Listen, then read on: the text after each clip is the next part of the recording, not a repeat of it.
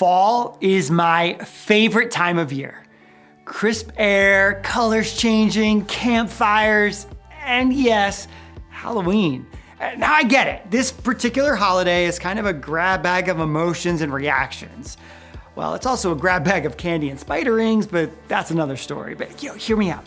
I guess I just love how there's really no other holiday in our calendar year where people open their doors to strangers and where your neighbors come to you.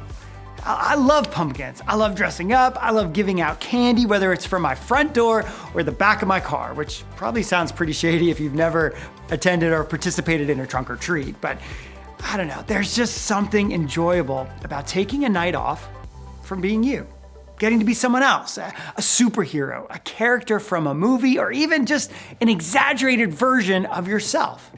There's a line from the movie, it's The Great Pumpkin, Charlie Brown, where Lucy, in her uniquely honest way, says, "A person should always choose a costume which is in direct contrast to her own personality." It's particularly funny because Lucy is easily the most obnoxious character in the show, and her scary witch costume seems a little bit too appropriate. While it's fun to be in disguise, we're also choosing to display something different than our authentic selves. So let's be real for a second. Whether it's within our personal life, church life, work life, it's easy to fall into the habit of wearing a face that isn't necessarily our own. Integrity is more important than ever. And that's why we're taking the entire month of October to talk about it with our kids. We define integrity like this: choosing to be truthful in whatever you say and do. Kids learn a lot about telling the truth, but just because you're saying one thing doesn't mean you're actually living that way. We want them to see the value of being true to themselves and others as they live with integrity. Throughout the month, we'll take a look at people who had integrity, lacked integrity, and a few principles that can help us have integrity with God and with each other, including our memory verse, Proverbs 10:9. Anyone who lives without blame walks safely, but anyone who takes a crooked path will get caught. Throughout the Bible, we see this played out in all sorts of ways. So let's dig in and help our kids discover more about integrity. We start the month with Daniel, someone known for his integrity long before his moment in the lion's den. When he and his friends were first captured by the Babylonian officials, no one would have known or cared if they followed God's law. But they knew what was right and followed the path of integrity. Bottom line, be truthful with your whole life.